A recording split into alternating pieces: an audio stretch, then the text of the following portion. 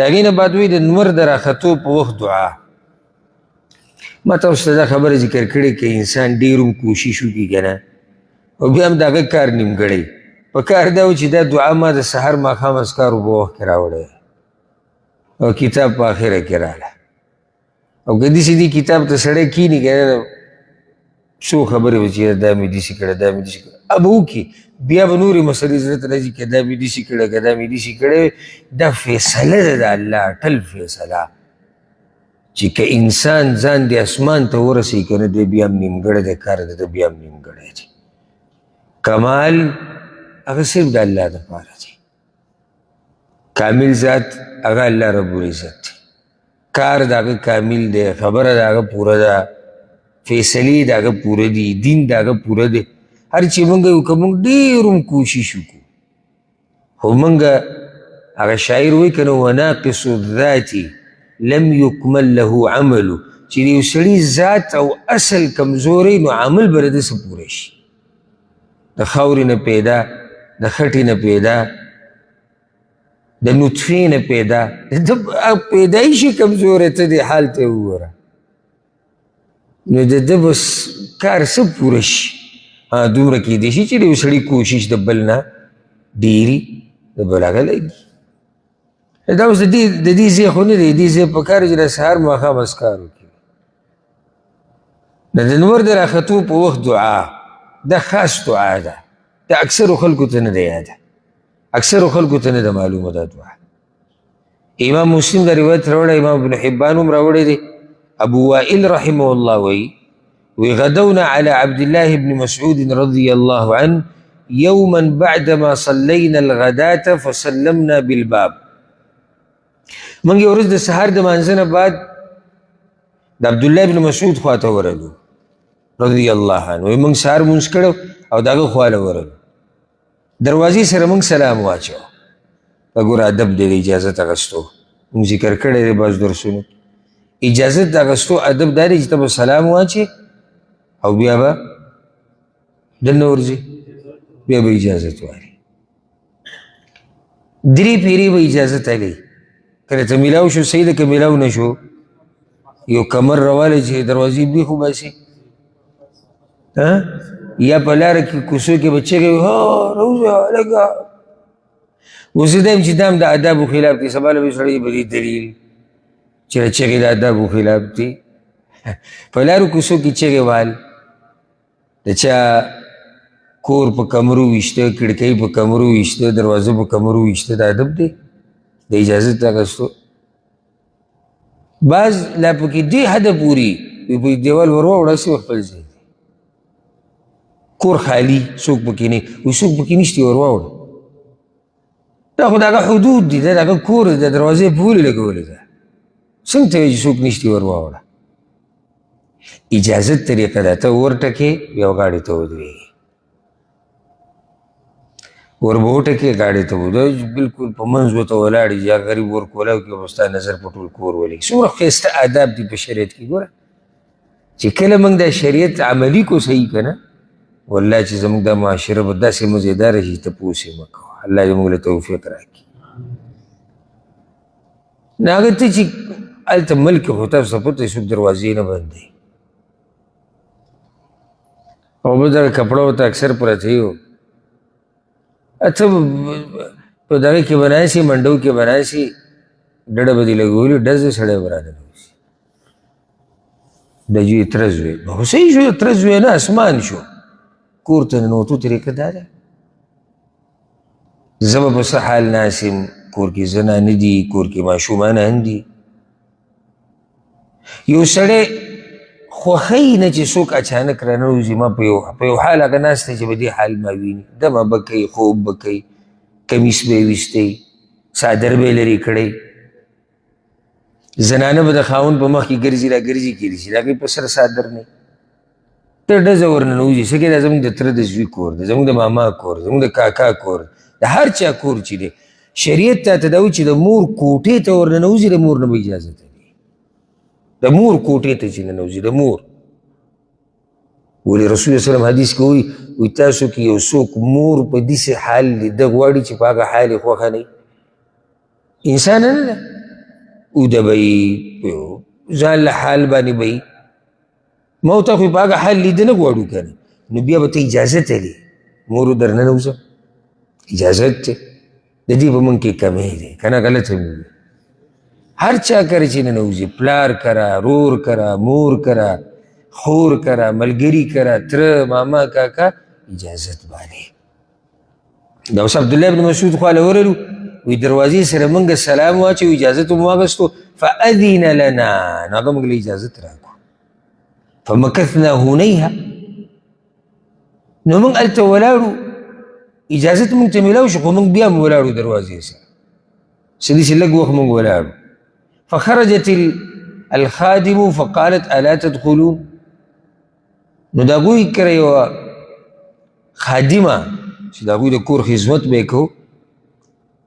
هغه هغه راووته وي تاسو دننه ولې نه راننوځئ دننه ولې نه راځئ وی موږ ورننوتو ګوره دومره احتیاط خیال هم دی که نه کله داسې که ته چا سره روان یې دا هم یو بل ادب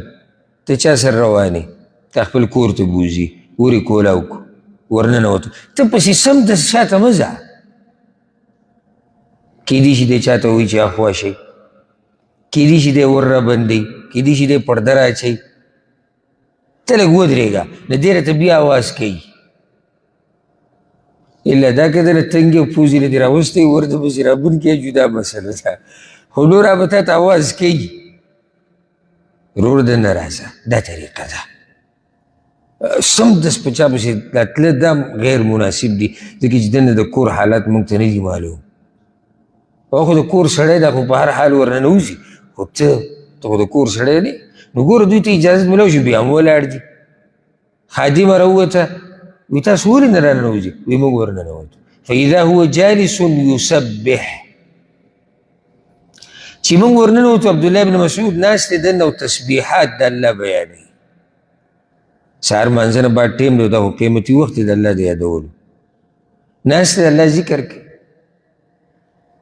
وی چې ما منعکم ان تدخلوا وقد اذن لكم دننه ولې نه راتلي تاسو ته خو اجازت میلاو شوی وی موږ ورته وایي چې لا څه خبره نه وه الا انا ظننا ان بعض اهل البيت نائم زموږ دا ګمان شو چې خلک به ودی نو چې ګوره ورننوتی شو نشو ورننوتی دا ټیم داسې دی دا بل ادب الله اکبر ټول ادب دی بل ادب مناسب وخت کې د سړي خواله ځه او که ورم شي یو وخت کې نو بیا سوچ وکړي چې اوس به څه حال دا نه چې خپل حال ته ګوري تاسو ته ما ویلي که نه یو ورځ سهار داسې 8:30 بجې وې که 9 خواوشا وې خو د 8:30 او 9 منځ کې په ورځ کور کې وم اکثر زه دغه ټیم کې کور کې نه یم خو په ورځ کور کې وم اوس ویده یم او چا په دې ور شروع کړي دو کو سم ټلی او وړم وړو ما ته اواز وکړي څوک راغلی دی چې څه مسله به یې څه چل دی ما د خوب وم راپاڅېدم هغه بره کور کړکۍ مې کولاو کړم چې کته وګورم چې څوک دی چې کولاو مې کړو لاندې یاره ولاړ لږ راکوشي راکوشي اوس دی به مو چې عالم خواله ورغلم او هغه متکبر و لکه چې 8:30 بجې خو موږ فرش ناشته وکړه موږ خو پارېږو زما د هغه دغه سره سویم او چې هغه پارېږی دی نه دی زما د هغه د خوب سره سویم او زما د هغه کور سره زه خو برابر وم که نه ښه چای مې څښلی و ښه زبردست راکوی شو نو ما ورته وایم وروره ګوره دې ټیم ته وګوره یو ته دې ملک تا ته طریقه معلومه چې دا ټیم څوک دلته چا کره نه ځي راځي بله دا چې بیا دې طریقې ته وګورو نو اور داسې کړي دا خو زه کور کې وم که زه کور کې نه وی دنه دا واړه به ورته به دغه جوړ شوی چې ګوره څه چل دی غله راغلي دي که څوک حمله کوي چې دا څه قیصه ده چې دومره ټلۍ ته وورې تا د چا ورکولی نو که ځه ما ته وایي چې بیا موږ سره ټیم نه وي موږ کار نه یو تېري یاره ما اوس دې ته به څه ووایو هغه ما مسله دې څه ده مسله یې بیان کړه بیا مې له جواب ښه یو ورځ ناست وم په مکتبه کې او تاسو ته مې ویلو سبحان الله مکتبه کې ناست یم کتاب را سره دی او ښه داسې ښه کتاب چې هېڅ نه وکتو کس را ننوتو یاره دومره یې غوسه کړی وم که نه لکه دا وینه داسې د سترګې رب په اندازه کې کته بره نه شي په دې بدن کې لکه ویسې چل دی ستا سره هم کار و څنګه کار و ته څنګه یو کور ته را ننوځي دا خو کور دی دا ښه دی چې زما بیټک بهر دی د کور نه که کور ته دننتلی وی ته وی ور بهر کولاو نو کولاو ته کور ته را ننوځي دننه دا خو ما ورته وایم که د جرګانو ځای که نه جرګانو ډېرۍ د جرګانو هغې ته هم ته ډایرکټ نشي ننوتی ډلۍ به وی وربټکې اگر که ور کولاو پروت دی نو دا بعض خبرې د بعضو خلکو کې شتي چې دا د آدابو خلاف دي د دې ډېر خیال ساتل پکار دي وایي زموږ دا سوچ چې کور کې به بعض خلک صحیح اوده به وي خو ګوره بل ادب ته وګوره یاره هر ټکي کې چې خبرې کوي ټیم په ډېر لګېږي نه هر ټکي کې فایده ده وایي زموږ دا ګمان و چې بعض کور والا به اوده وي بعض کور والا ټول یې نه دي ویلي دې کې به څه ادب وي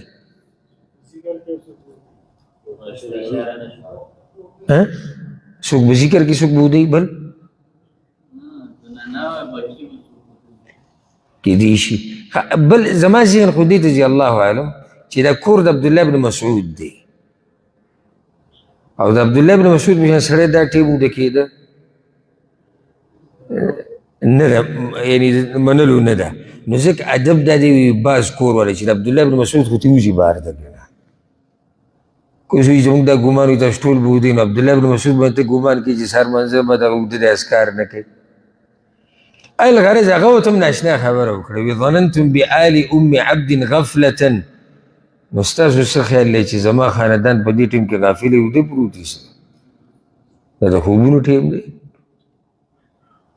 ثم اقبل يسبح حتى ظن ان الشمس قد طلعت بیا راولګېد تسبیحات یې شروع کړو زه خپل تسبیحات کوم چې دغه ټیم دی نو چې کله اندازې ولګوله چېرې نور راوختو نو یا خپلې خادمې ته آواز وکړو چې یا جاریه ای ماشومې انظري هل طلعت ته ورشه وګورې چې نور راختلی که نه قال فنظرت فاذا هي قد طلعت چې وکتو نور راختلی